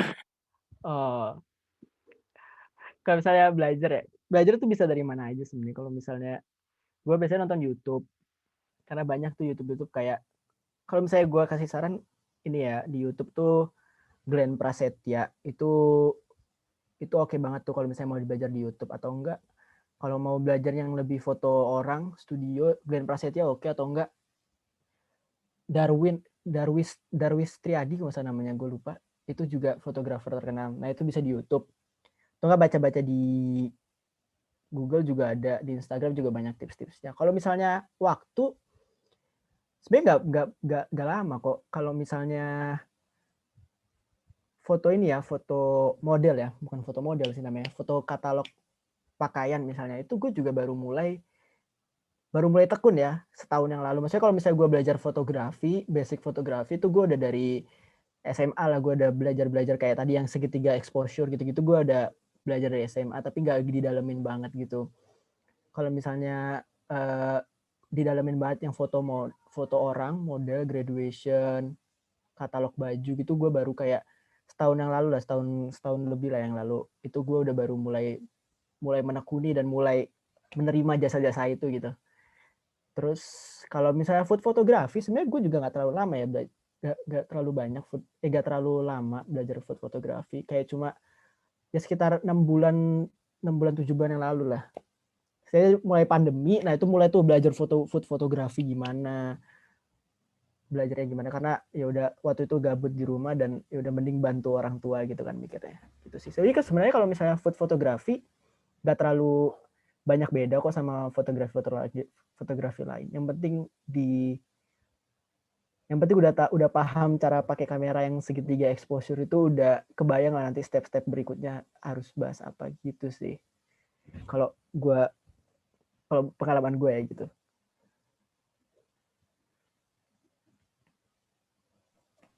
Boleh menambahkan? Boleh. Ya, Oke, mantap banget nih. para Ya, Teguh. ini kasih atas Hah? waktunya dan udah dijelasin sama Mas Raffi.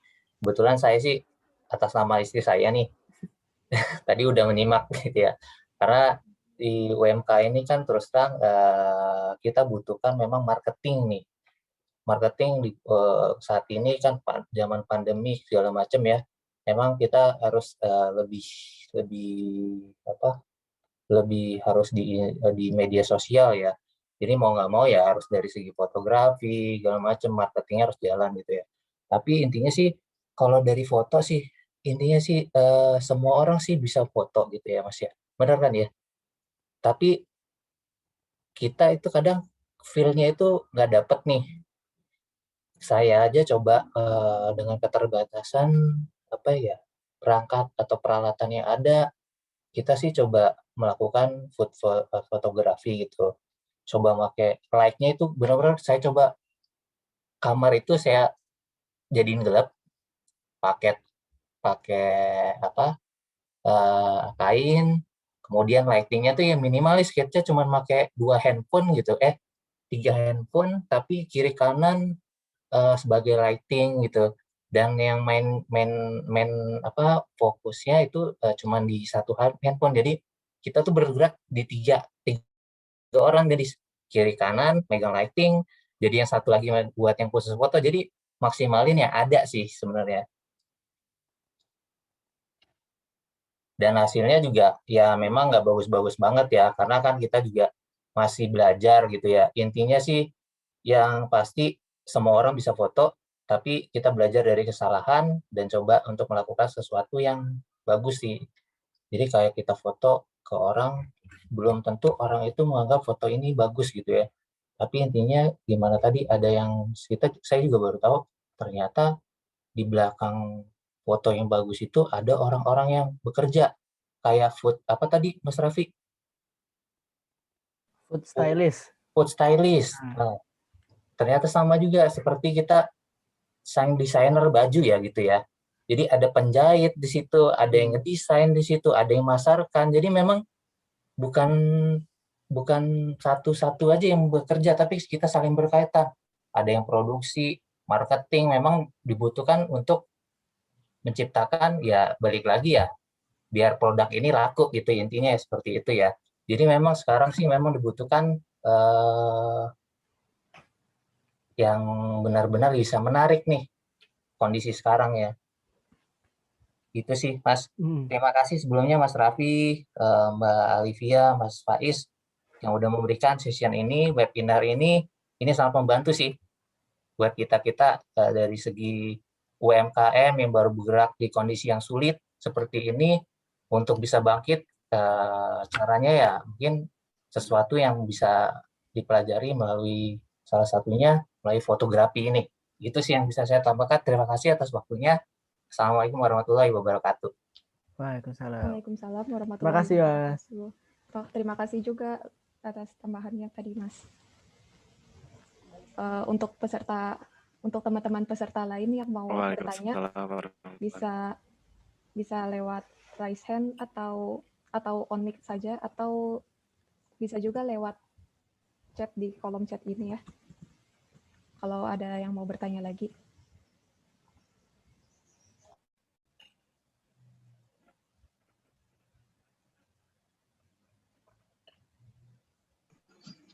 Izin bertanya, mau nanya nih, kalau produk kita sesuatu yang beku nih, misalnya kayak es krim gitu, cara ngakalinya gimana ya? Kan kayak gampang mencair tuh, kira-kira gimana ya ngakalinya? Cara ngakalinnya ya, kalau es krim. Coba kalau misalnya foto es krim, kita juga belum pernah ya foto es krim. Tapi kalau misalnya cara ngakalin beku, kalau di rumah sebenarnya gampangnya ya kayak tadi, kalian udah tahu yang apa yang mau dilakuin, jadi kayak apa barang-barang yang perlu apa. Kita juga beberapa kali foto frozen food tapi ya bukan es krim, itu jadi frozennya itu terakhir dikeluarin. Jadi biasanya kalau kita tuh frozennya itu dijadiin background. Nah itu kalau misalnya dia udah mencair, nanti kelihatan di kameranya tuh bukan mencair sih, kayak air-airnya udah banyak keluar, ntar bakal ngerusak stikernya mungkin, atau enggak tampilannya jadi lebih jelek. Nah itu biasanya kita keluarinnya kayak terakhiran aja, jadi kayak emang mau foto baru langsung jadi ditata semua, baru nanti yang frozennya ini yang nggak tahan lama dikeluarin kayak gitu. Mungkin kalau misalnya tipsnya kayak gitu sih kalau buat foto-foto yang frozen ya, jadi dia terakhir. Tapi kalau misalnya ada tips ini, kayak narok, mungkin bukan es krim sih, tapi kayak minuman dingin atau makanan-makanan yang identik dengan dingin ya, buat di foto itu. Jadi kalian foto dengan es batunya gitu. Misalnya nih, kalau misalnya kalian ada wajan bening, ini mungkin biasanya dipakai buat minuman-minuman es. Mungkin es krim bisa masuk ini, tapi tergantung es krimnya bentuknya yang mana dulu ya. Tapi kalau misalnya ini biasanya minuman juga bisa. Atau enggak es krim cone yang biasanya ada di kayak Indomaret itu juga bisa nih buat dipakai kayak gitu. Jadi kalian ada wajan bening. Nah wajan bening atau misalnya kalian ada mangkok bening itu diisi aja sama, bukan mangkok sih, kayak apa sih, kayak baskom tapi bening gitu, kaca baskom tapi bening gitu. Nah itu namanya. Nah itu bisa juga tuh buat diisi es batu, terus nanti produknya masukin tuh di tengah-tengah itu. Nah terus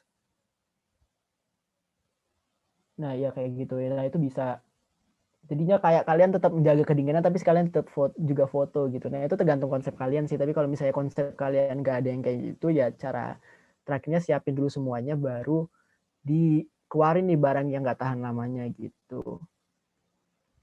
Oh BTW kalau misalnya ini juga tips yang beredar di sosial media juga sih banyak. Kalau misalnya kalian makan apa sih, foto-foto produk yang es-esan gitu, dingin-dinginan atau minuman dingin, itu disemprot minumannya. Jadi semprotin air, mungkin udah banyak yang sering lihat juga. Nah itu semprotin air biar kelihatan lebih seger aja. Nah itu sebenarnya hacksnya ada di situ tuh, jadi biar kelihatan lebih seger, menggoda gitu. Mungkin gitu sih, semoga menjawab ya.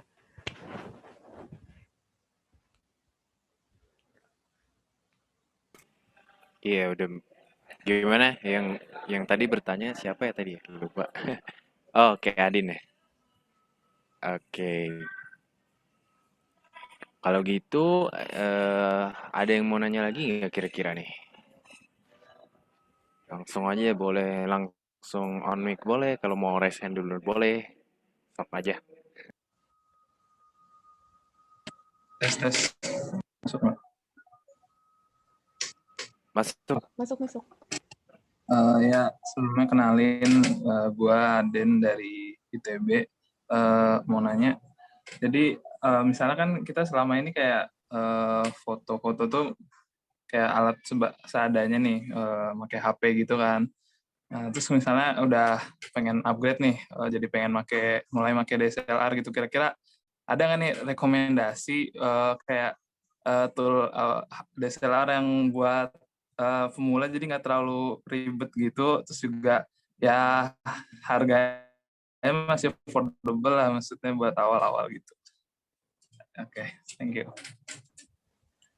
Rekomendasi DSLR ya. Kalau misalnya DSLR saya banyak ya, tergantung mereknya mau apa. Cuma kalau rekomendasi karena saya pengguna Canon, jadi Canon adalah kamera terbaik sepertinya. Jadi kalau misalnya Canon itu, kalau yang dari pengalaman aku dan yang pernah coba beberapa kamera lain juga, kayaknya Canon itu lebih apa ya? Jadi tampilan layarnya juga itu bakal lebih kayak ngelihat warnanya itu lebih oke gitu loh. Jadi beda kamera kan biasanya beda sensor dan lain-lainnya gitu ya. Jadi biasanya kalau misalnya Canon warnanya tuh kayak udah oke aja dari awal. Jadi kayak nggak perlu, jadi editnya tuh perlunya nggak terlalu banyak gitu. Nah kalau misalnya yang affordable, tapi nggak bilang kamera lain ini ya jelek ya. Jadi tergantung range-nya aja. Kalau misalnya Sony tuh bagus banget malahan. Tapi biasanya dia range-nya akan lebih mahal gitu di harganya. Fujifilm juga oke. Nah kalau misalnya kamera buat pemula yang oke itu sebenarnya Canon 600D itu masih oke, walaupun dia sebenarnya udah ketinggalan cukup lama sih tahun rilisnya, tapi dia masih oke nih sampai sekarang buat pemula, dan dia udah kayak segala kebutuhan nih buat buat fotografi model itu juga udah cukup banget Canon 600D gitu sih. Tapi kalau misalnya kalau misalnya ada budget lebih sih kayaknya mending ke ini aja, ke Sony. Tapi Sony-nya yang, jadi Sony itu ada keluar kamera baru, jadi kayak tahun ini atau tahun kemarin, itu mirrorless, bukan DSLR sih, tapi kan mirror sama DSLR beda-beda tipis lah, cuma beda di sensornya aja. Dia itu budget di harganya di sekitar 11 juta sih kalau nggak salah, 11 sampai 13 juta. Nah itu oke banget sebenarnya, kayak itu udah buat berapa lama itu udah cukup lah sebenarnya gitu sih. Tapi kalau yang affordable, yang oke banget, yang budgetnya affordable banget, itu Canon 600D juga udah cukup sih. Sekarang kalau nggak salah Canon 600D itu harganya di 3 juta ada kok gitu. Kalau nggak salah ya. Oke, itu sih kalau tipsnya. Tapi balik lagi, itu kan kamera tuh senjata, jadi gimana sukanya aja. Basicnya sama-sama aja kok gitu.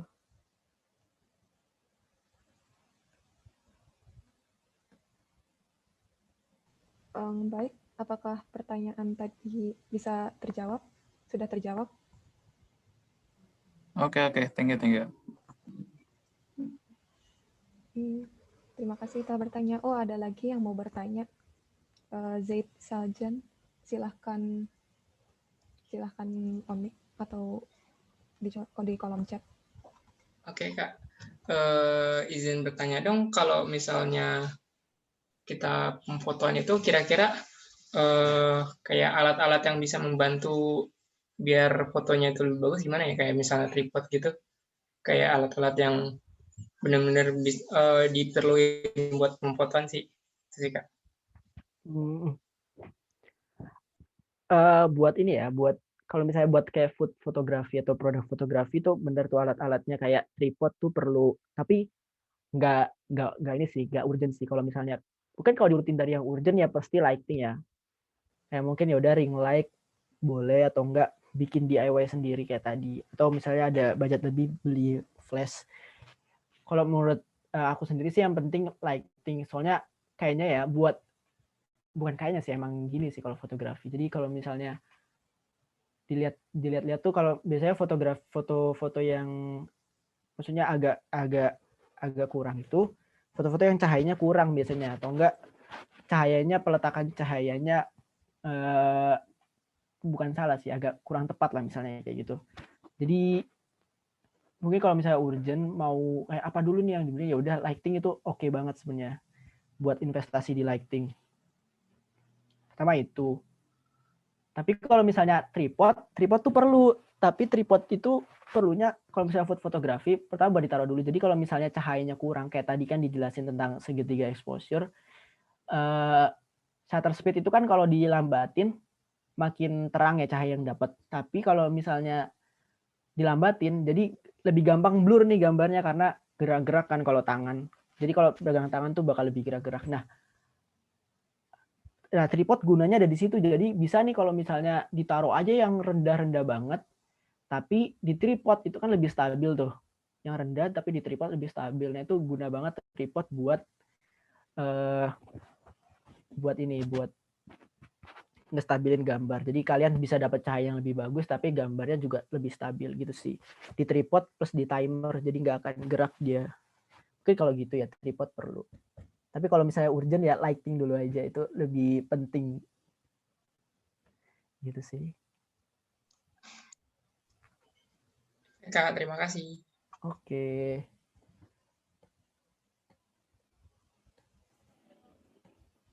Oke. Dari peserta, apakah ada lagi yang ingin bertanya?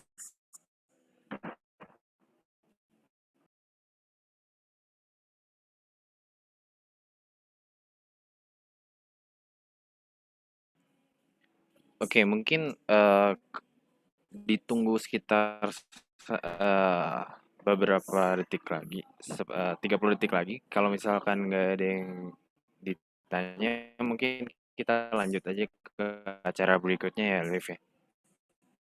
Nah iya betul banget. Jadi buat yang mau bertanya, boleh nih bertanya sekarang, mumpung lagi bersama ahlinya.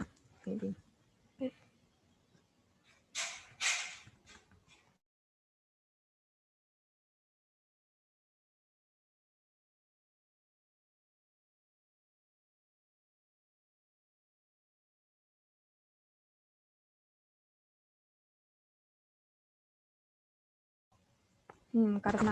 Karena sudah tidak ada lagi yang bertanya, mungkin bisa nih Raffi kasih kontaknya.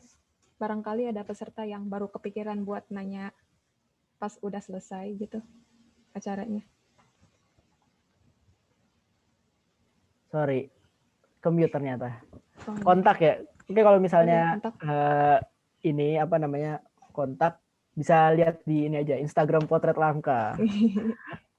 Mantap. Jadi dicek aja Instagramnya Potret Langka. Kalau misalnya mau nanya-nanya bisa di DM atau enggak kontak aja CP yang ada di situ gitu. Tapi di DM juga oke kok, langsung dibales pasti. Boleh banget.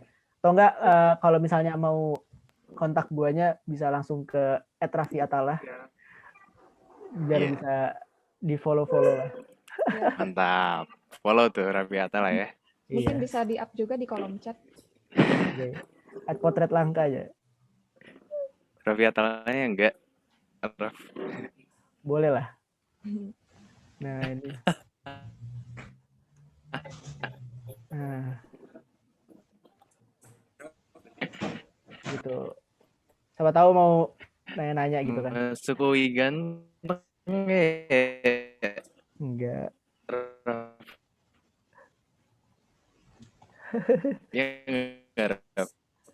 Enggak, gue masuknya UI pas-pasan.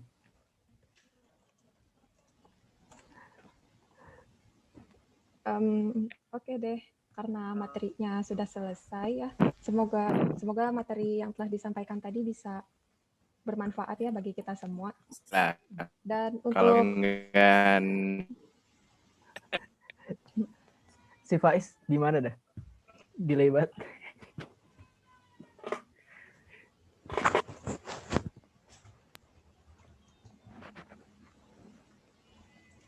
oh lagi delay. Oh, oke deh, gak masalah. Eh, baik untuk Raffi yang telah memberikan materi yang bermanfaat tadi. Ini ada sedikit kenang-kenangannya dari kami sebagai tanda terima kasih. Nah, ini apakah sudah terlihat? Mantap. Ya, Thank you guys. ini sertifikat apresiasi dari kami ya. Dari kami kelompok 6 dan 13 Ganesha Academy Pioneer sebagai panitia dari acara UMKM Motret ini. Mantap. Thank you guys. Sukses Sama-sama. terus nih projectnya. Amin. Terima kasih. Sekarang kita foto dulu ya. Dokum sudah siap?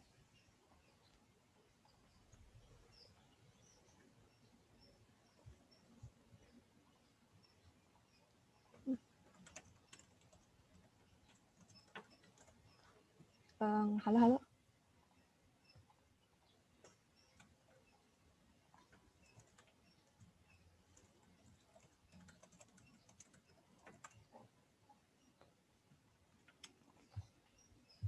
Oh, nah sudah ada lagi. Oke deh, kita foto bareng pemateri dan sertifikatnya dulu ya sebagai penyerahan. Dokum sudah siap?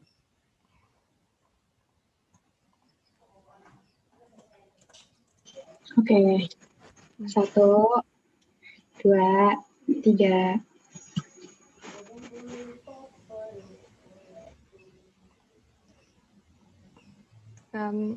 Lagi atau udah? Oh udah, sip. Boleh sekali lagi ya. Oh iya, oke deh. 1, 2, 3. Baik, terima kasih Dokum. Sekarang setelah foto sama sertifikat, kita foto sama peserta sekalian ya.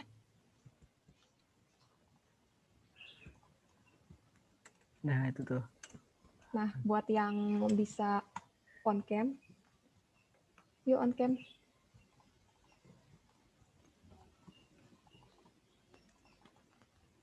Oh iya, sama ini nih buat yang bisa pakai virtual background ya. Ini ada virtual background juga dari kami ya, UMKM Motret. Tunggu dulu, mana ya?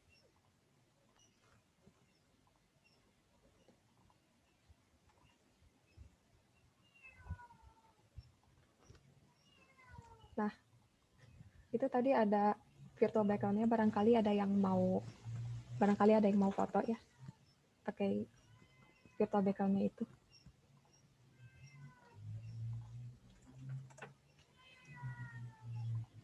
Apa kita tunggu 2 menit aja kali ya? Mungkin ada yang mau make up-an dulu. Atau rapi-rapi.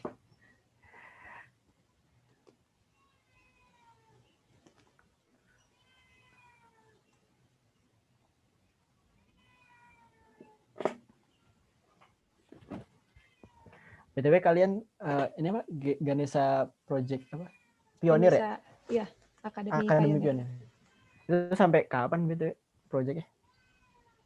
Sebenarnya kita bikin acara. Atau di sini udah?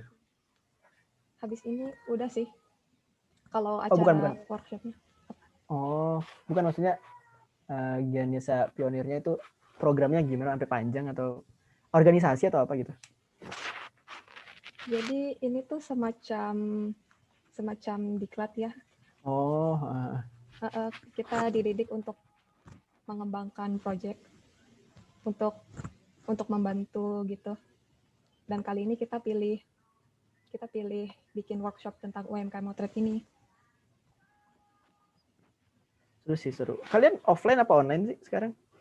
Sekarang kita lagi online sih. Online. Kita masih online. Si Faiz pergi-pergi terus soalnya. Kukira offline.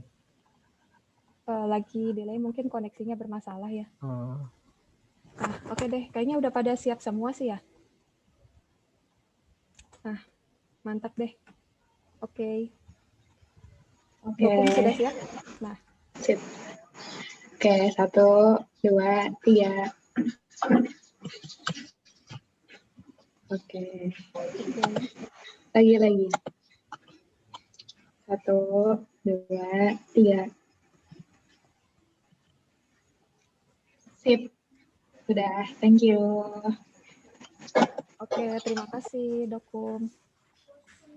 Sekarang berarti kita udah selesai ya. Aduh, gak kerasa nih kita udah sampai aja di penghujung acara. Buat teman-teman peserta UMKM Motret semuanya, bisa mengisi link feedback dari workshop kita kali ini di link yang akan dikirim di kolom chat.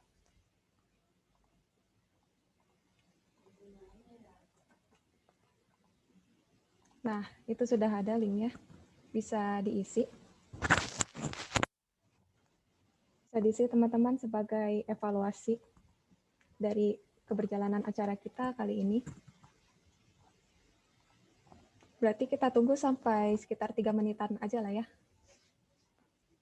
Untuk teman-teman mengisi feedback dari acara ini.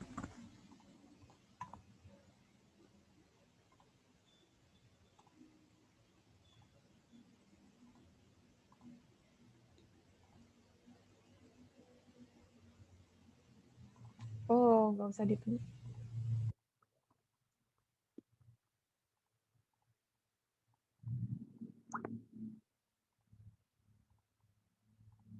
Nah, oke deh. Apakah sudah pada mengisi link formnya?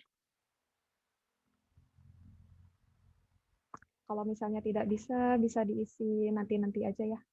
Tapi tolong diisi sebagai evaluasi dari kami juga. Nah, baik, karena acaranya sudah selesai ya. Mari kita berdoa kembali supaya ilmu yang kita dapatkan tadi bisa bermanfaat dan dapat diaplikasikan oleh teman-teman semuanya.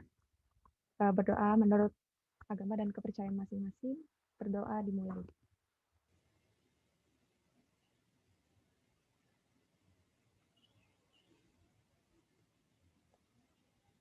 Berdoa dicukupkan dan dilanjutkan di lain waktu. Nah, baik teman-teman semuanya. Kami panitia workshop UMKM Motret dari kelompok 6 dan 13 dari Ganesha Academy Pioneer mengucapkan terima kasih yang sebesar-besarnya kepada teman-teman yang telah antusias mengikuti acara ini dari awal jam 1 siang tadi sampai sekarang. Mohon maaf bila ada kesalahan kata-kata dari kami. Saya Alivia Rahmah dan tadi ya Faiz Mutasim sebagai MC pamit undur diri. Wassalamualaikum warahmatullahi wabarakatuh. Nah, untuk peserta UMKM Motret sekalian, dipersilahkan untuk live meeting ya. Terima kasih semuanya. Semoga ilmunya bermanfaat dan bisa diaplikasikan oleh kita semua.